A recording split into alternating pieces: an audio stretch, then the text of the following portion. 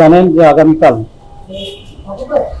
6 তারিখ বিসিবি পরিচালনা পরিষদ নির্বাচন সকাল 10টা থেকে বিকেল 4টা পর্যন্ত প্যান প্যাসিফিক সোনারগাঁও হোটেল ঢাকায় বিরতিহীনভাবে অনুষ্ঠিত হবে।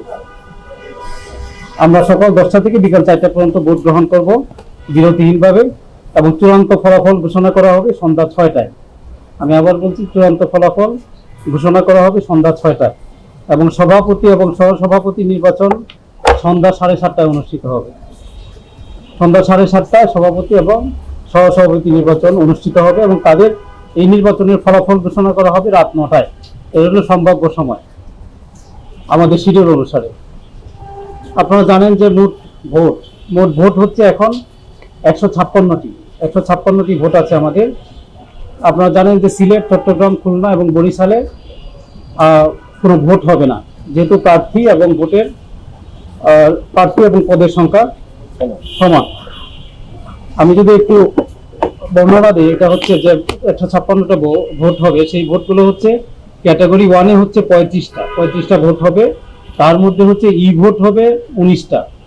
ক্যাটাগরি 2-তে 76টা ভোট হবে, তার মধ্যে ই ব্যালটে হবে 34টা, এবং ক্যাটাগরি 3-তে 45টি ভোট টোটাল, তার মধ্যে 5টি হবে হচ্ছে ই ব্যালটের মাধ্যমে। এই হচ্ছে আমাদের টোটাল ভোটের হিসাব।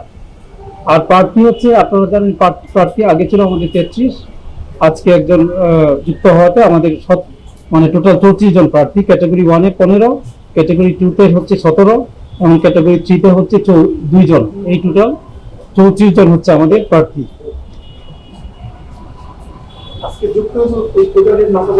আজকে হচ্ছে যে, যেহেতু আজকে আপনারা জানেন যে মহামান্য আদালতের একটা নির্দেশনা আসছে, সেই মোতাবেক আমাদের একজন প্রার্থী বাতিল হয়ে গিয়েছিল, তাকে আজকে আমরা ইনক্লুড করেছি। উনি হচ্ছেন প্রার্থী ক্যাটাগরিতে, আমাদের ক্যাটাগরি 2-তে ভাইকিংস ক্রিকেট একাডেমির জনাব ইফতেখার রহমান, ওনাকে আমরা ইনক্লুড করেছি। আরেকটি ঘোষণা সবার উদ্দেশ্যে, যে যেহেতু আপনার ক্যাটাগরি 2-তে একজন প্রার্থী ইনক্লুড হয়েছে, সেই ক্ষেত্রে আমরা যাদেরকে ই ব্যালট পাঠিয়েছিলাম, যারা রিকোয়েস্ট করেছিল আগে ক্যাটাগরি 2-তে ই ব্যালট জন্য রিকোয়েস্ট করেছিল 34 জন। এই 34 জনের উদ্দেশ্যে বিশেষ করে আমাদের অনুরোধ হচ্ছে যে, বা একটা মেসেজ হচ্ছে এরকম, যে ক্যাটাগরি 2-তে যারা ই ব্যালটে ভোট দিয়েছিলেন তাদের ভোট আমাদের কাছে অনেক ম্যাক্সিমাম এসছে, বা যারা দেন নাই তাদের জন্য নির্দেশনা হচ্ছে যে আমরা আবার তাদেরকে এই ব্যালট, যেহেতু আমাদের পরিবর্তন করতে হয়েছে, এই পরিবর্তিত ব্যালটটা আমরা কিছুক্ষণের মধ্যে পাঠানো শুরু করব সবাইকে, এবং তারা যেন আবার সেই আগের মতো করে একই প্রক্রিয়া সেই ব্যালটে ভোট প্রদান করে সেটা তাদের সেই ইমেলের মাধ্যমে আগামীকাল, যেহেতু নির্ধারিত সময় আগামীকাল দুপুর 2টার মধ্যে আমাদের ইমেইলে যেন সেটা পাঠায়, তাহলে তাদের ভোটটা আমরা গ্রহণ করতে পারবো। এটা আমরা সংশ্লিষ্ট যারা আমাদেরকে অনুরোধ করেছিলেন এবং যাদেরকে ইতিমধ্যে পাঠিয়েছিলাম তাদেরকে আমরা আবার রিসেন্ড করছি আজকে, তো তারা যেন কালকে দুপুর 2টার মধ্যে তাদের ব্যালটের মধ্যে ভোটটা প্রদান করে। এটা হচ্ছে আমাদের অনুরোধ। আচ্ছা, মাননীয় নির্বাচন কমিশন রিটার্নিং অফিসার, আমার একটা প্রশ্ন হচ্ছে কি, যে ই ব্যালটের জন্য তো আপনারা প্রথমে একটা শিডিউল করছিলেন যে এই তারিখের মধ্যে আবেদন করতে হবে, তারপরে তাদেরকে ই ব্যালটটা আপনাদের কাছ থেকে ওয়েবসাইট থেকে নিয়ে নিবে ডাউনলোড করে। না, এখন তো পরিবর্তিত শিডিউলে, এখন আজকে আদালতের সিদ্ধান্তের পরে এই সিদ্ধান্তটা কেন? এটা কেমন হতে পারে না তারা সরাসরি ভোটটা দিয়ে যাবে? না, এটা যেহেতু একটা প্রক্রিয়া চলে গেছে, এবং আমরা সশরীরে ভোটের দিকে ভাগ করে ফেলেছি, এবং যারা সশরীরে ভোট দিবে তাদের একটা অংশ, এবং যারা ই ব্যালটের মধ্যে তাদের ব্যালটটাকে আলাদা করে ফেলা হয়েছে। সুতরাং এটাকে যদি আমরা আবার একসাথে করতে যাই, একটা জটিলতা সৃষ্টি হবে। কাজে অপশন যেহেতু ওপেন আছে, অপশন ওপেন থাকবে। ই ব্যালটের ক্ষেত্রে কি আপনারা কোনো ক্রাইটেরিয়া ফলো করেছেন, মানে কাদেরকে আপনারা ই ব্যালটের জন্য অ্যালাউ করেছেন এবং কাদেরকে করেন? যারা আমরা বলেছি যে ওপেন ছিল, যারা আগ্রহ প্রকাশ করেছে ইমেলের মাধ্যমে যে আমি ওই ভোট দিতে চাই, আমাদের নির্ধারিত নির্বাচন কমিশন ইমেল, সেখানে যারা ইমেল করেছেন তাদেরকে আমরা শুধু অ্যালাউ করেছি। আরেকটা জিনিস হচ্ছে, আজকে একটা দেশে একটা দুর্নীতি হয়েছে, এবং এটা নিয়ে একজন প্রার্থী অভিযোগ করে গিয়েছেন যে একই জায়গায় বসে ই ব্যালট দেওয়া এবং ই ব্যালটে ভোট দেওয়া, এবং এটা অস্বচ্ছ প্রক্রিয়া হয়েছে বলে তিনি দাবি করছেন। আর কি আপনারা কি এই নির্বাচন কমিশন? আমরা এরকম কোনো অভিযোগ পাইনি বা আমাদের বিষয়ে জানা নাই। যখন ওখানে মেইলে ভোট দেওয়া হচ্ছিল, তখন ওখানে প্রার্থী উপস্থিত ছিলেন, যখন কাউন্সিলর ভোট দিচ্ছিলেন তখন যে প্রার্থী ওই পদের জন্য আছে উনি এখন উপস্থিত ছিলেন। আমি জানি না, এটা ই ব্যালটের বিষয়ে তার আমার সামনে ভোট দিবে না, ভোট দিবে তার মতো করে সে ভোট দিবে। এটা ইমেলের নির্দেশনা স্পষ্ট দেওয়া ছিল ইমেলের মধ্যে, এটা অতীব গোপনীয়, আপনি কারোর সাথে শেয়ার করবেন না, এটা আমাদের নির্দেশনা দেওয়া ছিল। বা আপনার যে অভিযোগ কথা বলেন এই সম্পর্কে আমাদের নির্বাচন কমিশন কোনো অভিযোগ আমরা পাইনি। আমরা পাইনি। আরেকটা হচ্ছে যে আমরা শুধু সেই ইমেলে পাঠিয়েছি প্রার্থী নিজের ইমেল, যে ইমেল কাউন্সিলরশিপের জন্য যে ইমেল উনি দিয়েছেন, বিসিবিতে সংরক্ষিত যে ইমেল, শুধুমাত্র সেই ইমেইলে আমরা প্রেরণ করেছি এবং ওইখান থেকে আমাদের যে ইমেল এই ইমেইলে তারা প্রেরণ করবে। কাজে এখানে প্রার্থী না পেয়ে অন্য তৃতীয় পক্ষ পাওয়ার কোনো সুযোগ নাই যদি সে না শেয়ার করে।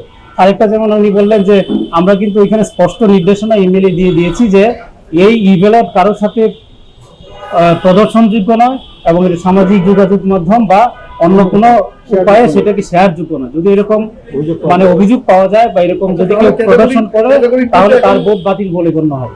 ক্যাটাগরি 2 তে এখন প্রার্থী কয়জন আসছেন বৈধ প্রার্থী? 17 জন আমরা বললাম। 17 জন। আপনাদের নির্ধারিত সময়ের মধ্যে যারা প্রত্যাহার করেনি তারা এই তালিকার অন্তর্ভুক্ত Exactly. আছেন। ভাইয়া ইমেলের ক্ষেত্রে আপনারা এত টাইম দিচ্ছেন কেন? মানে একটা ইমেল আপনারা তাদেরকে সেন্ড করবেন, তারা সেই ফর্মটা পূরণ করে পাঠাতে পারে, খুব বেশি সময় লাগার কথা না। কিন্তু এটা আপনারা 3 থেকে 4 দিন সময় দিচ্ছেন, সেখানে তো একটা অস্বচ্ছতার একটা সুযোগ থাকে, মানে 3-4 দিনে তো অনেক কিছু হয়।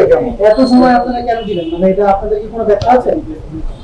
না, ইমেইলের শিডিউলটাই এভাবে করা হয়েছে, যেভাবে নির্বাচন কমিশন শিডিউল করেছে, রিটার্নিং অফিসারের কাজ হচ্ছে সেটা প্রতিপালন করা। হ্যাঁ, এটা কি নির্বাচন কমিশনের বলছেন যে এটা নির্বাচন কমিশনের এটা আমাদের শিডিউল? নির্বাচন শিডিউল, এটা তো আপনারা জানেন আগে থেকে। না শিডিউল আছে, ঠিক আছে, শিডিউলেই সেটা এত সময় দেওয়ার কারণ না, সময় বেশি দিলেই যে সেটা অস্বচ্ছ হবে এরকম কোনো ইয়ে নেই। কারণ হচ্ছে যে আমি আবার বলছি যে ওনার নিজের ইমেইলে পাঠানো হয়েছে, উনি যদি তৃতীয় পক্ষের সাথে শেয়ার না করেন তাহলে এটা উনারই দায়িত্ব হচ্ছে এটার গোপনীয়তা রক্ষা করা। এখানে তো মানে ভোটার অনেক কম এবং তাদেরকে প্রভাবিত করার সুযোগটা অনেক বেশি থাকে, মানে চাইলে এটা প্রভাবিত করা যায়, 1 দিন 2 দিন 3 দিন বেশি সময়। যাই হোক, এরকম অভিযোগ আমাদের কাছে আসেনি। ধন্যবাদ।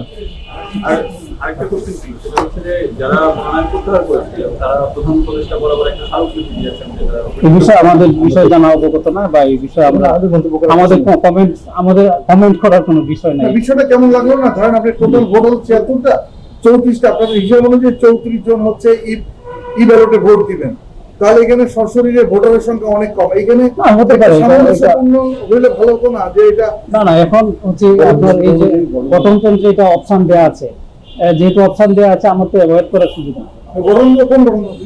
নির্বাচনের কথা